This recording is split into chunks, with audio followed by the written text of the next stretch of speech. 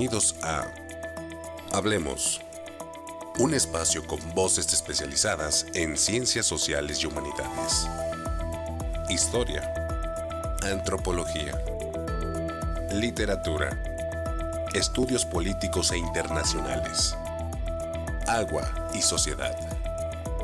Divulguemos la ciencia. Divulguemos la ciencia. Ya comienza Hablemos.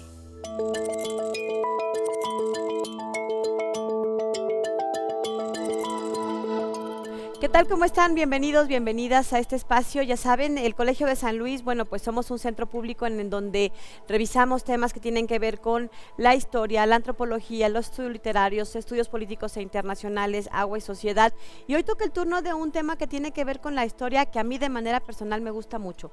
El 3 de noviembre de 1592 se fundó el pueblo de San Luis Potosí y adivinen qué, bueno, pues que tenemos nada más y nada menos que a la cronista de la ciudad que nos trajo el acta y que bueno, vamos a empezar por ahí para platicar con ella estos datos con la doctora Isabel Monroy, a quien saludaremos en unos minutos. Antes los dejamos con esta cápsula de contexto, con algunos datos que precisamente ella nos ha dado en otros programas y que tienen que ver con estos primeros años de fundación de San Luis Potosí. Comenzamos, bienvenidos, bienvenidas. La expansión española hacia finales del siglo XVI, hacia el norte del territorio de lo que hoy es México en busca de minas, se encontró a grupos indígenas llamados chichimecas que opusieron una severa resistencia. Los grupos nómadas que habitaban esa parte de Aridoamérica vieron amenazados sus escasos recursos para subsistir en una tierra en donde el agua y otros recursos no eran abundantes. Luego de 40 años de la Gran Guerra Chichimeca, entre 1550 y 1590, los líderes optaron por estrategias de paz y entre ellos destacaron los esfuerzos del capitán Miguel Caldera y de Fray Diego de la Magdalena. Poco a poco fueron dando frutos esos esfuerzos de pacificación y aunado al descubrimiento de las minas en el Cerro de San Pedro. Hacia noviembre de 1592 se funda el pueblo de San Luis Potosí, aunque sería hasta 1655 cuando logra el título de ciudad.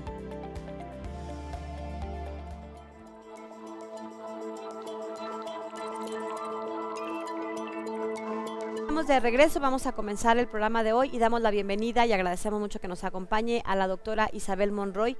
Es historiadora en el Colegio de San Luis y además es la cronista de la ciudad de San Luis Potosí. Doctora, gracias por acompañarnos, bienvenida. Gracias, Lidia, a ti por invitarme, yo estoy muy contenta, ya sabes que me gusta mucho platicar con el público, entonces muchas gracias por el espacio. Bueno, pues yo decía al principio que el 3 de noviembre de 1592 se funda el pueblo de San Luis Potosí, porque es hasta varios años después cuando obtiene esta, yo no sé si esté bien dicho, categoría de ciudad. Así es. Y nos decía usted que nos trajo el acta de fundación porque tiene elementos interesantes que podríamos ir compartiendo con el auditorio. Está expuesta en el Museo Regional Potosino, acá en Aranzazú, ¿verdad? Así es. Cuéntenos. Mira, bueno, ahorita leo el acta, pero voy a contar un poquito por qué la traigo.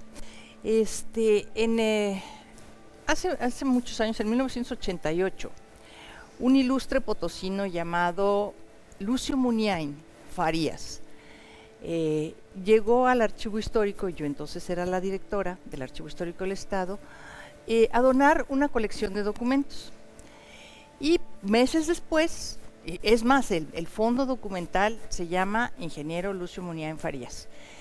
Meses después propuso donar a la Casa de la Cultura, que hoy es Museo Francisco Cosío, uno de los primeros protocolos que hubo en el pueblo de San Luis, que es el protocolo de Pedro Venegas.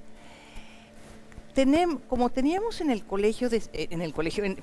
Archivo Histórico del Estado ya otros protocolos y otros documentos muy importantes de los primeros años del pueblo de San Luis Potosí, yo le propuse que en lugar de dejarlo en la Casa de la Cultura, mejor lo integrara a la colección que ya existía en el Archivo Histórico del Estado, a lo cual accedió muy gustoso. Entonces, llegó el protocolo del escribano real Pedro Venegas y decidimos hacer una edición. Entonces, al empezar a revisar el manuscrito, yo advertí que faltaba un documento. O sea, no estaba en orden, estaba cosido, o sea, el libro fue cosido después de que se levantó de que se hicieron los protocolos, pero faltaba una hoja. Y entonces, al observar bien el protocolo, me di cuenta que esa hoja era el acta de fundación del pueblo de San Luis, lo que conocemos como el acta de fundación del pueblo de San Luis. ¿Que era el manuscrito original? Sí, sí. Y entonces, pues, a ver, eso yo sabía que estaba en el Museo Regional. Entonces, las manchas de agua, las manchas de la polilla, las manchas del tiempo, los bordes, exactamente del protocolo de 1592 que teníamos, coincide con las que tiene el acta de fundación que se encuentra en el Museo Regional Potosino. Entonces digo, a ver, ingeniero, ¿de dónde sacó este protocolo? Bueno, pues resulta que estaba en poder de Primo Feliciano Velázquez, y Primo Feliciano Velázquez se lo vendió a don Lucio Muniain. Lucio Muniain se lo llevó a México, lo guardó muchos años en México, y finalmente pues lo regresó a San Luis, que es a donde pertenecía, lo cual pues fue, o sea, yo le agradecí muchísimo porque era recuperar una parte de nuestro diezmado patrimonio documental, que realmente está muy diezmado. Entonces, inquiriendo a ver cómo estuvo que el acta de fundación salió de ese libro y estaba en el Museo Regional Potosino, ya está lavada, restaurada, o sea, hicieron un muy buen trabajo de restauración en el INAH. Me enteré que cuando don Primo muere, sus hijas regalan el acta al gobernador, y el gobernador entonces la dona al Museo Regional Potosino. Bueno, ahí está la explicación por qué está en el Museo Regional Potosino. Pero lo interesante es que siempre hemos dicho que la fundación legal del pueblo de San Luis se hizo el 3 de noviembre de 1592, no más que quisiera yo leer el acta. No es un acta larga, pero hay elementos que sí es importante tener en cuenta. Doy lectura. Dice: en el pueblo de San Luis Mezquitique, a 3 días del mes de noviembre de 1592 años, el capitán Miguel Caldera, a cuyo cargo está la pacificación de los indios chichimecas de esta Nueva España, y don Juan de Oñate, alcalde mayor de las minas del Potosí y su jurisdicción, dijeron que por cuanto el ilustrísimo virrey de la Nueva España les tiene mandado, señalen parte como para hacer la población que se ha de hacer para los mineros de las dichas minas de Potosí, y a donde puedan con más comodidad los dichos mineros asentar y beneficiar sus minas, han conferido y tratado dónde se podrá hacer el dicho pueblo, que esté sin perjuicio de los indios naturales, con los cuales se ha tratado y comunicado. Ellos han sido y son de parecer que se haga la dicha población en el pueblo de San Luis, y así les ha parecido por la comunicación que los naturales tenían con los españoles, y para que se ponga en ejecución y se haga la dicha población. Visto el consentimiento y ser voluntad de los dichos naturales, han acordado de hacer y fundar la dicha población en el pueblo que se dice de San Luis, a donde se asienta y pueble el dicho pueblo, hasta tanto que por su majestad el señor virrey en su nombre otra cosa se provea y mande. Bueno, aquí lo que quiero destacar es que el pueblo de San Luis ya existía, pero era un pueblo donde vivían tlaxcaltecas y huachichiles, y muy posiblemente esto, o sea, la llegada de los tlaxcaltecas es en 1591, pero muy posiblemente los huachichiles estén se asentaron en el Valle de San Luis, en lo que hoy conocemos como la Plaza de los Fundadores, alrededor de 1588, con Fray Diego de la Magdalena. Entonces, lo que este documento nos dice es que el pueblo de españoles, o sea, de mineros españoles, se asienta en el viejo pueblo de indios, o en el antiguo pueblo de indios de San Luis Potosí, lo cual es algo que no se explica mucho. Por eso fue mi intención de dar lectura al acta. O sea, queda clarísimo que existía un pueblo de indios antes ya llamado San Luis, y sobre ese pueblo se hace la fundación legal el 3 de noviembre de 1592 para el pueblo de mineros españoles. ¿Sí? Entonces, bueno, eso nada más quedado así. Y entonces eso es lo que va a hacer, que va a propiciar que los huachichiles y los tlaxcaltecas se muevan más hacia el norte, a lo que fueron los pueblos de Santiago del Río para los huachichiles y de Nuestra Señora de la Asunción de Tlaxcalilla para los tlaxcaltecas. Y esto se hace en 1592, no se hace antes, porque luego por ahí hay gente que anda diciendo que se hizo antes. No, se hacen en 1592. Lo que acaba de dar lectura me llamó la atención, donde hizo algunos énfasis. Por ejemplo, dice un pueblo para los mineros españoles. Así efectivamente, el pueblo de indios ya existía entonces y se decide, y de manera, pues supongo, negociada, porque dice sin perjuicio de los indios. Claro, claro, Caldera tuvo que hablar con tlaxcaltecas y con huachichiles y proponerles que se movieran más hacia el norte para dejar este espacio para los españoles, porque por la legislación no estaba autorizado que vivieran en el mismo lugar indios y españoles, sobre todo si las poblaciones eran nuevas. Las poblaciones antiguas, pues ni remedio, ¿no? O sea, eran poblaciones indígenas y en ellas se asentaron los españoles. Pero en este caso, que la población era relativamente reciente, sí, por protección de los indígenas, se movieron hacia el norte. Vamos a ir a una pausa y regresamos para seguir platicando con la historiadora Isabel Monroy. ¿Cómo fueron esos primeros años, esos primeros siglos? ¿Qué instituciones había? ¿Cómo se relacionaban? ¿Qué se comerciaba? De esto y más platicamos después de la pausa. Continuamos.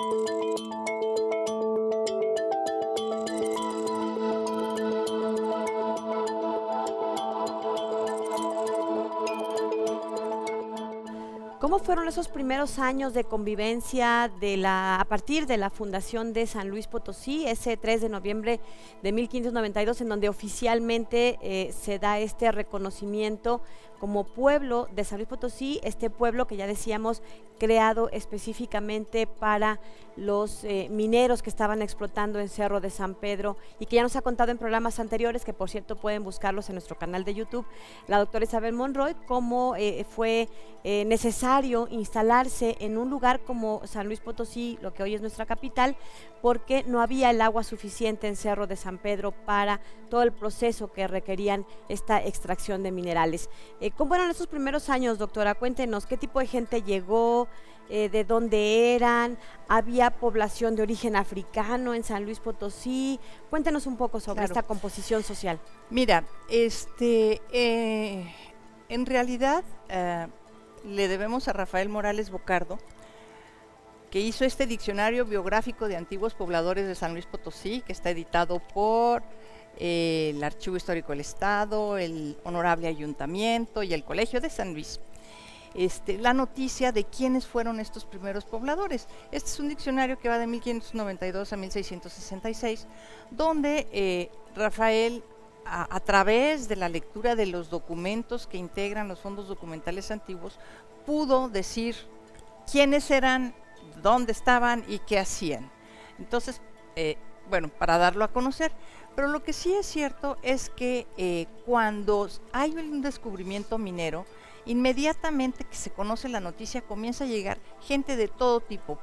Sale gente, pero hasta casi por abajo de las piedras. O sea, llegan rápidamente. Pues claro, o sea, la noticia de un nuevo mineral, y que además es muy rico, pues se corrió como pólvora, y inmediatamente empezaron a llegar gentes venidas de todos los lugares, inclusive de otros minerales, de otros reales mineros como Guanajuato y como Zacatecas, ¿no?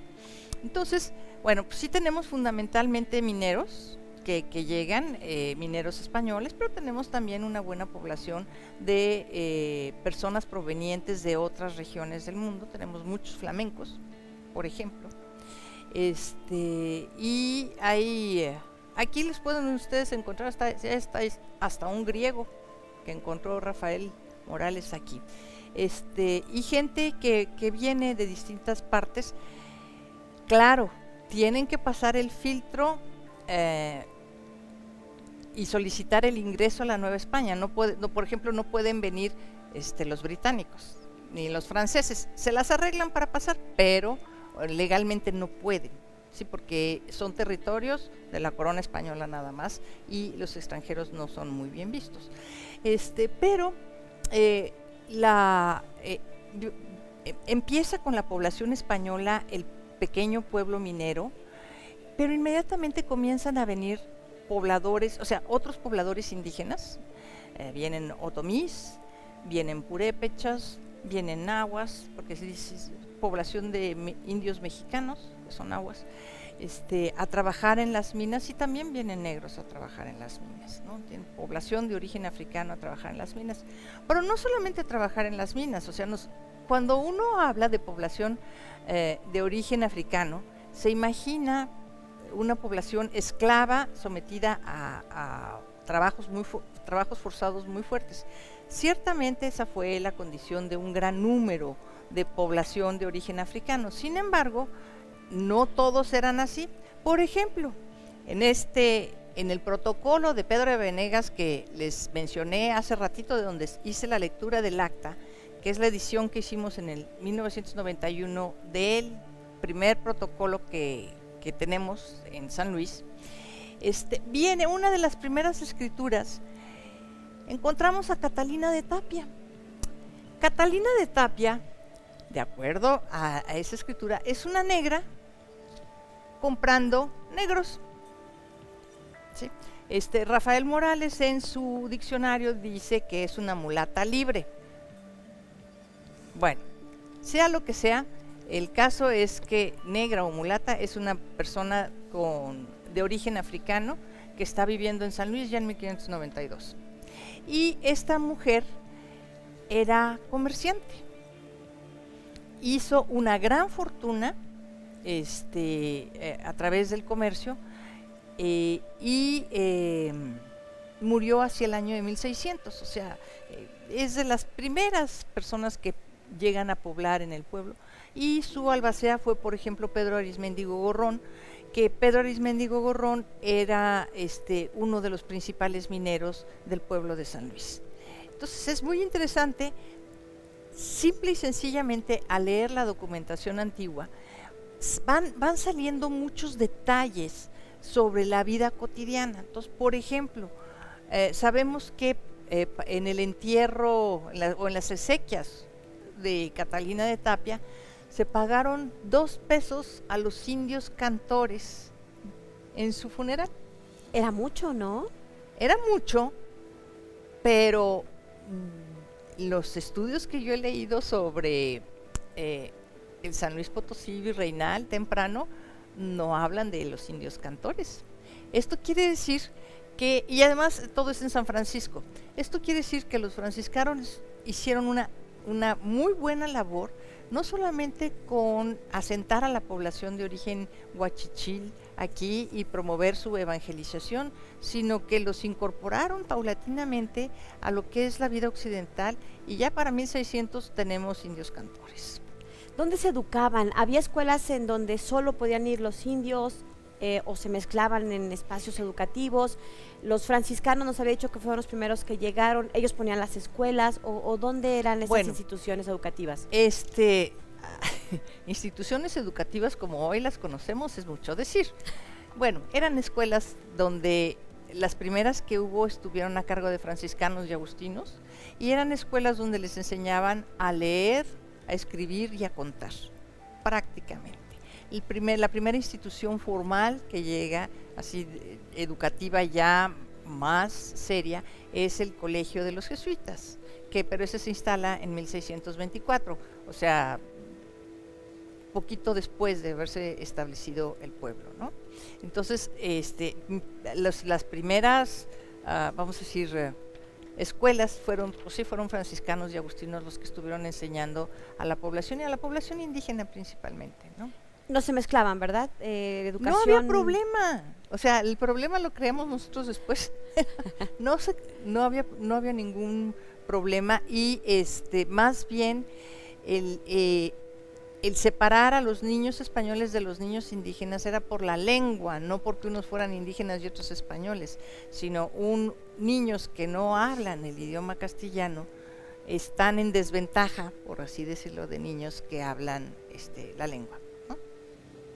¿Cómo eran las relaciones económicas? ¿De qué vivía la gente? ¿Había dónde se guardaban los granos? ¿De dónde venían? ¿Qué comercializaban?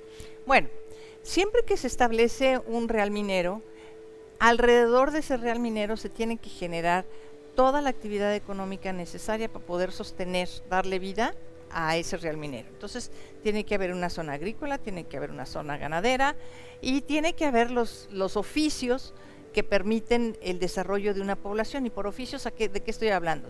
Estoy hablando de los sastres, los zapateros, los hojalateros, los arrieros que llevan el mineral de las minas hacia la Ciudad de México, o que traen harina de Celaya, o que traen productos de otros lugares del Virreinato de la Nueva España para comerciar en San Luis. Y en San Luis, bueno, ciertamente lo que no se puede producir en las cercanías se tiene que adquirir de fuera. Y una cosa que sí es muy cierta es que San Luis, el pueblo de San Luis fue muy famoso en sus primeros años por sus huertas. Había muchas huertas y esas eran huertas de árboles frutales y eran huertas donde se cultivaban vegetales, ¿sí? No tanto espacios destinados para la siembra de maíz, pero sí para el cultivo de los vegetales que consume la población de la ciudad. ¿Dónde estaban ubicadas estas huertas? Estaban alrededor del pueblo. Eran las principales huertas y pues cerquitita del colegio de la compañía estaba la huerta de la alfalfa, por ejemplo. En lo que hoy es las espaldas. Damián Carmona. Por ahí, por ese rumbo. Está la huerta de Juan de Andrada. Había muchas. O sea, no es una ni dos, son muchas huertas. Decían que todo esto de la zona de Tequis, hasta Morales, había mucha agua y que eran también huertas conocidas, huertas familiares. Había mucha agua, inclusive existía lo que se conoció como la alberca de Tequisquiapan, que era un lugar donde era de los carmelitas, ahí almacenaban el agua que podían traer por una especie de acueducto subterráneo para regar su huerta. La huerta del convento del Carmen es lo que hoy conocemos como la Alameda, ¿sí? Pero también el convento de San Francisco tenía su huerta, también el convento de San Agustín tenía su huerta. O sea, las huertas había muchas porque además había mucha agua, el agua estaba casi a flor de tierra, ¿no? Como en el caso de en este tramo de Uresti, Reforma, hay todavía una casa que hace algunos años fue un restaurante que le decían La Corriente. ¿Era también porque pasaba por ahí un...? A ver, no. Esa es otra historia, Lidia. Pero no, entonces eso no la cuenta después del corte porque si no me van a regañar aquí. No la cuenta después de la pausa. Sí, cómo no. Vamos al corte y regresamos, los dejamos ahora con, pues otra cápsula que tiene que ver con la revista del Colegio de San Luis, que se está renovando, que se está transformando y que ahora es 100% digital. Continuamos. Conoce el nuevo número de la revista del Colegio de San Luis. Una revista científica digital y especializada que difunde trabajos de investigación relacionados con las ciencias sociales y las humanidades, en los campos de la historia, la literatura, la ciencia política, las relaciones internacionales, la antropología y los estudios de agua y sociedad. Accede al contenido de manera gratuita por medio de su página web y redes sociales.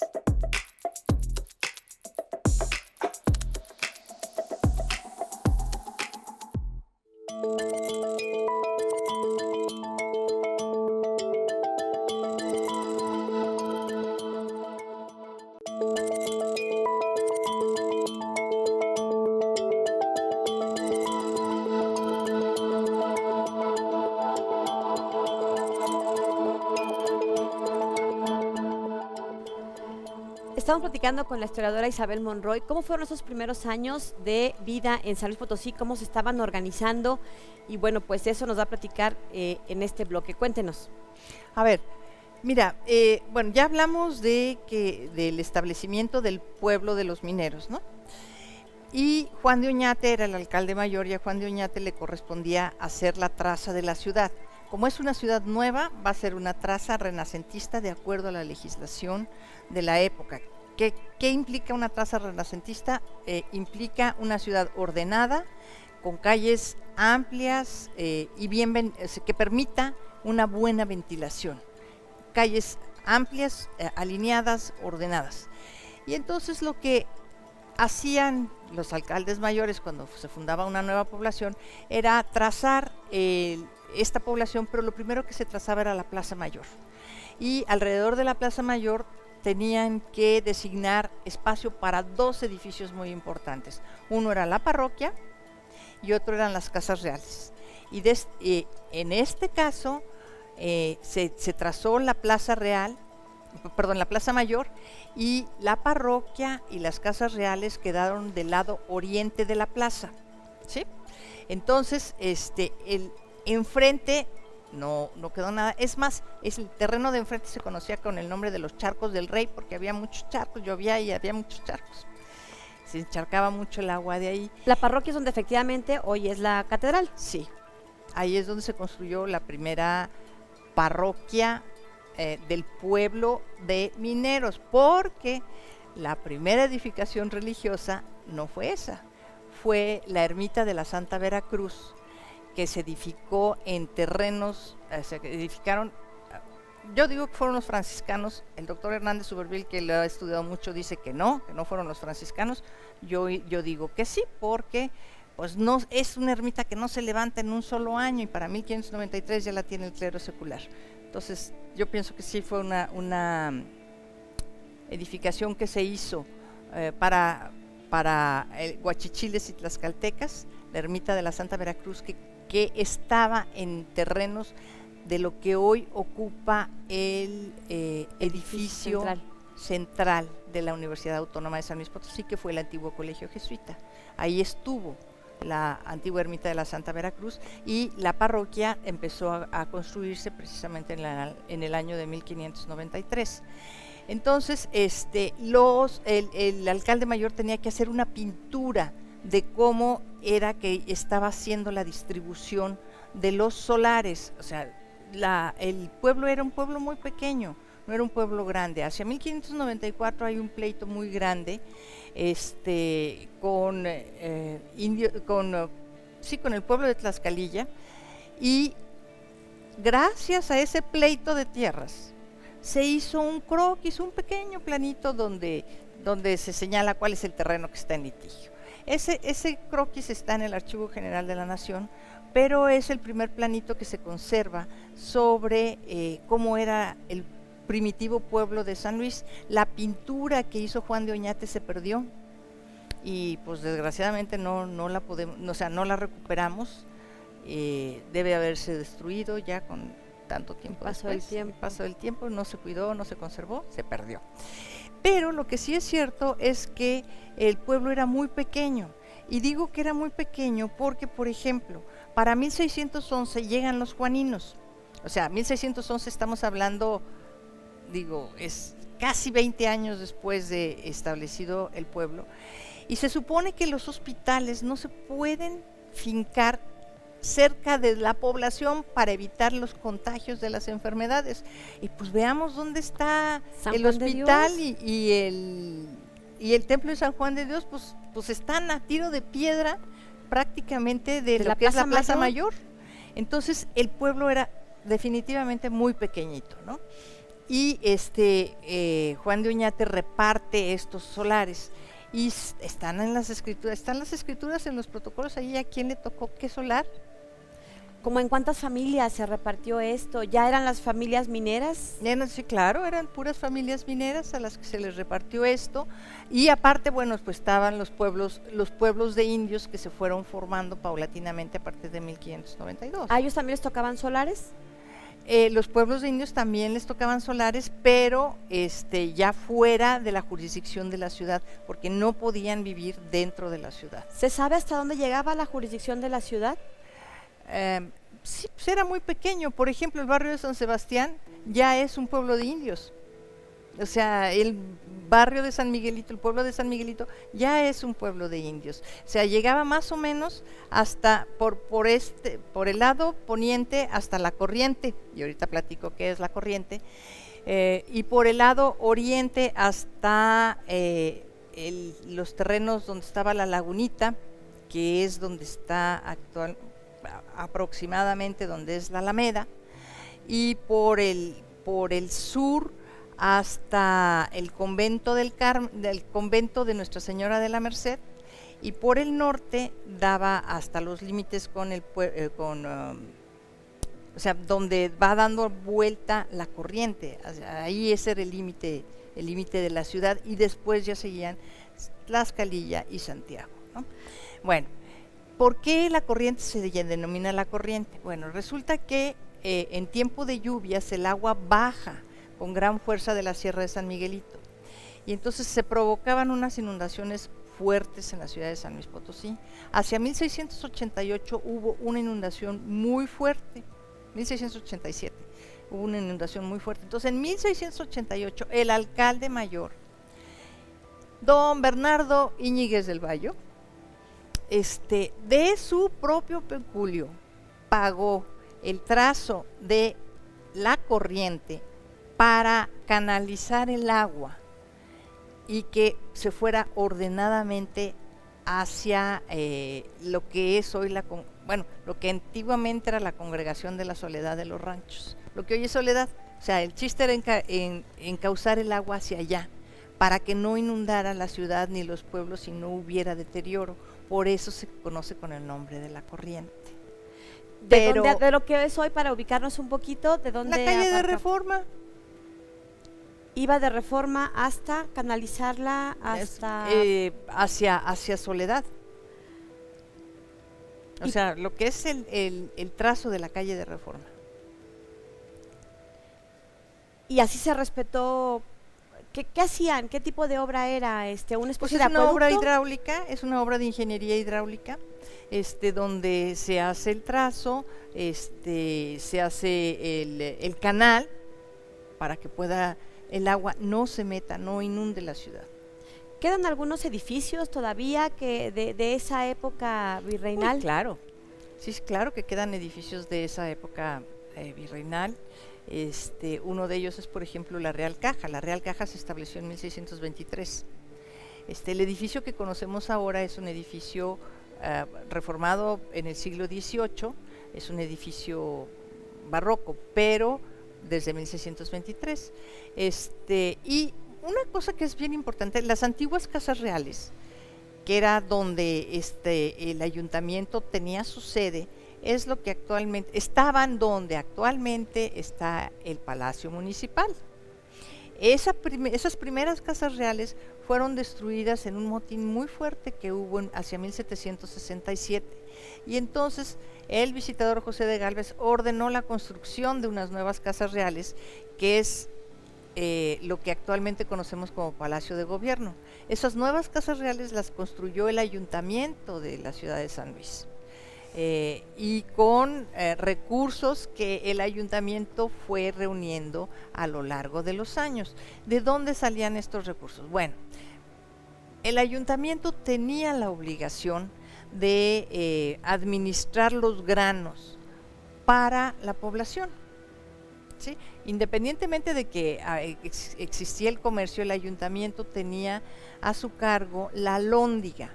La alhóndiga es donde se conservan los granos de maíz y de trigo y se distribuyen a un precio justo al público, de acuerdo, o sea, cómo está la oferta y la demanda. La oferta y la demanda en la época, pero el chiste era poder proporcionar a la población el grano a un precio justo, no demasiado elevado. Entonces, todos los que se llamaban introductores de maíz y de trigo tenían que llevar sus granos a la Alhóndiga y no estaba permitido que los vendieran fuera de la Alhóndiga, precisamente para controlar el precio, para que no lo subieran demasiado. Y sabemos que lo hacían porque se ponían en las afueras de la ciudad para vender el grano más antes caro, de llegar al lugar controlado. antes de llegar. Y Vamos a ir así un- mismo, Perdón, vamos a ir a una pausa y regresamos porque si no me van a seguir regañando con la mirada. Una pausa y volvemos.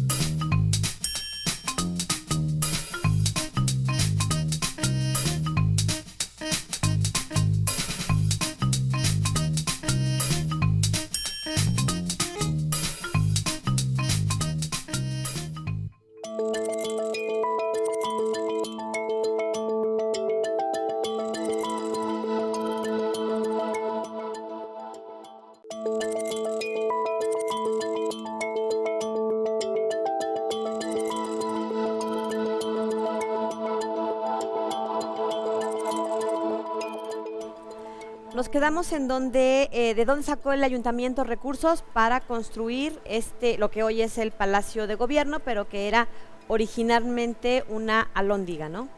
a ver, no, espérate, no. Ya me hice bolas. Bueno. Sí.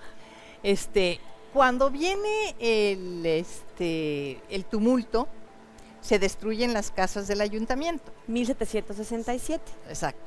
Pero se ordena Gálvez que construyan unas nuevas casas reales, y esas nuevas casas reales las van a construir enfrente donde había estado la Alhóndiga, porque la Alhóndiga ya parece entonces ya se había movido de lugar al lugar donde el edificio está ahora, que es por la calle Hidalgo, por ahí. El Mercado Hidalgo, pues. No es cierto. Sí, es el Mercado Hidalgo, donde están unos arcos que Sí, antes se le conocía sí. como la Alhóndiga. Así es. Entonces, lo que pasa es que se puso un impuesto sobre la venta de maíz y de trigo. Y por cada carga que se vendía había que pagar un pequeño impuesto, y ese pequeño impuesto se fue guardando hasta que logró constituirse un fondo suficiente para la construcción del edificio. Muy ¿sí? bien. Bueno, esos son dos de los edificios antiguos que quedan.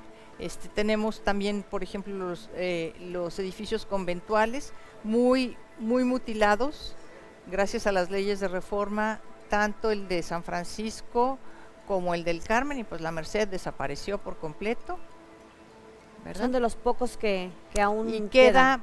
queda parte del Parciales. antiguo colegio de los jesuitas, también muy modificado a mediados del siglo XIX, que le añaden el segundo piso.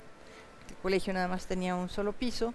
Están los templos, en fin, eso es lo que queda de arquitectura de aquellos años. Hay también lo que se conoce como la Casa de las Bóvedas en la calle de Bolívar, que es una construcción del siglo XVII, que probablemente es la más antigua que se conserva. ¿La Casa de las Bóvedas? Sí. ¿A qué altura está? ¿De Bolívar? Es Bolívar con Madero, creo que sí, Bolívar con Madero.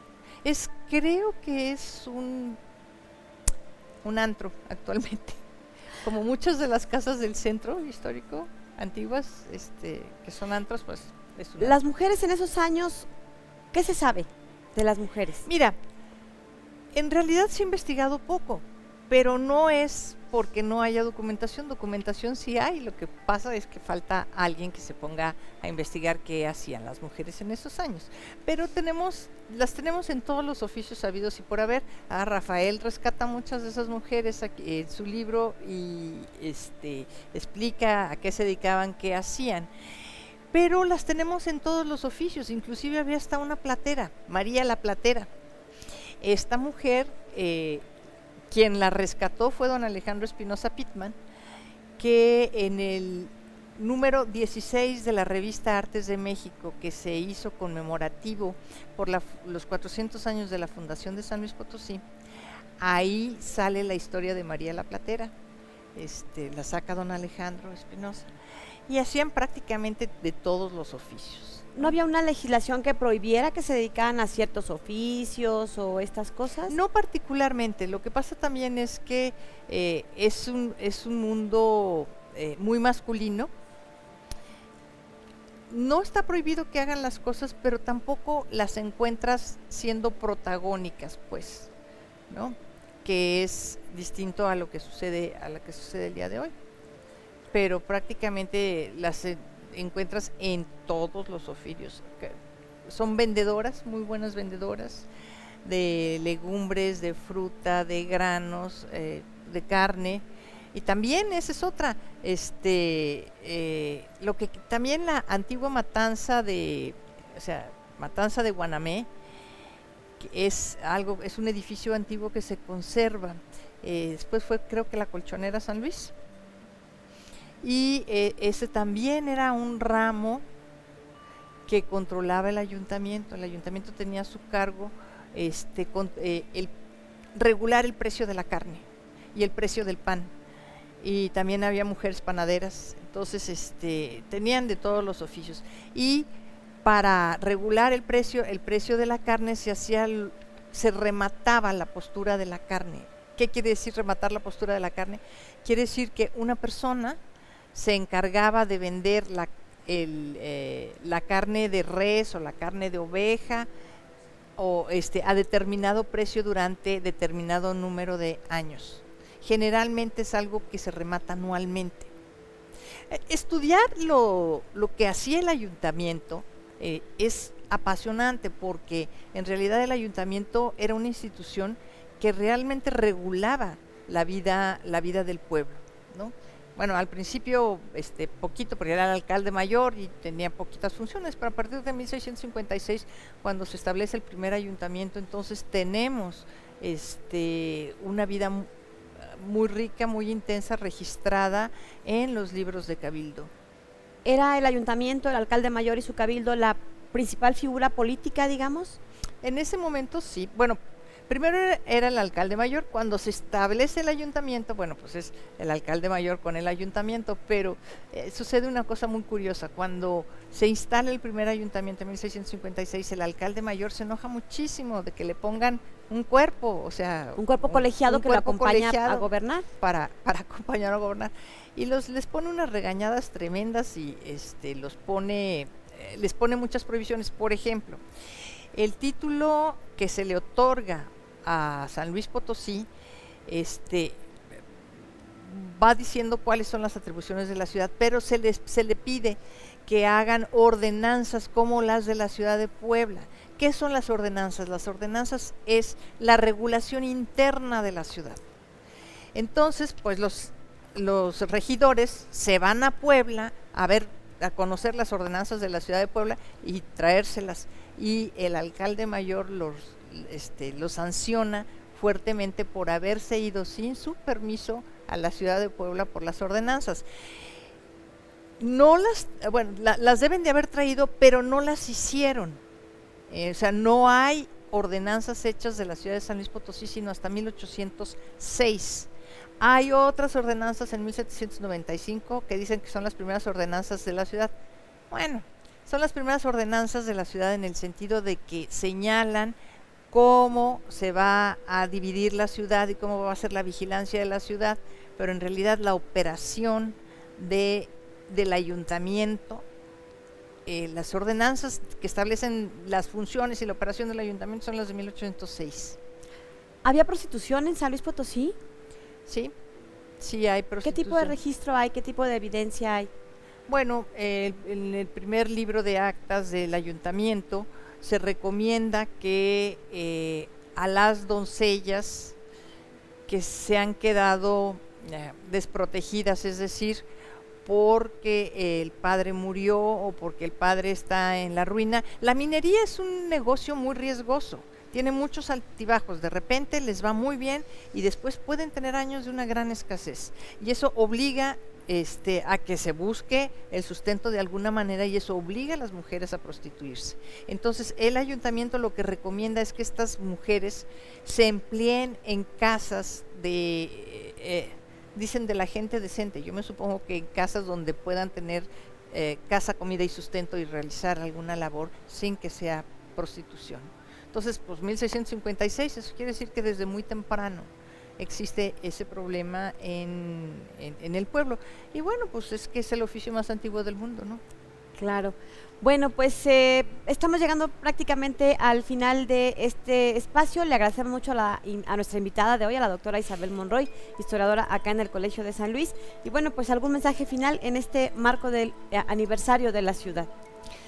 Bueno, en el marco del aniversario de la ciudad, solamente decir que es una ciudad muy bella, hay que apreciarla, hay que conocerla, que los niños también la conozcan, que los papás lleven a sus niños a conocer el centro histórico, a conocer las distintas partes de la ciudad y a disfrutarla, conservarla, sobre todo conservarla y disfrutarla. Muchísimas gracias. Y a ustedes, gracias por habernos acompañado. Nos despedimos de esta forma, los dejamos con la Agenda Colsan y los invitamos para que, ya saben, este programa lo estrenamos hoy martes y mañana miércoles ya está disponible en el canal de YouTube del Colegio de San Luis. Gracias, soy Lidia Huache, pásela muy bien. Hasta la próxima. El Colegio de San Luis te invita a los eventos y actividades que se llevarán a cabo durante los próximos días. No te pierdas del ciclo de conferencias Humanidades Digitales, del 23 de agosto al 13 de noviembre en modalidad virtual. Revisa el programa completo en nuestras redes sociales y página web. Se llevará a cabo la siguiente sesión del seminario Introducción a la Antropología Digital, el 8 de noviembre a las 16 horas en la sala de seminario 7 del Colsan y por Zoom. Te esperamos en la siguiente sesión del seminario Organizaciones Políticas, el 6 de noviembre a las 17 horas en la sala de videoconferencias 2 del Colsan y por Zoom.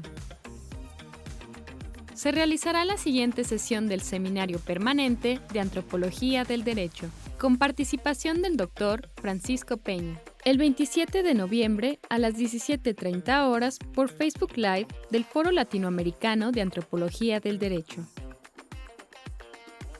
Consulta los detalles de este y otros eventos a través de nuestra página web www.colsan.edu.mx y síguenos también en nuestras redes sociales.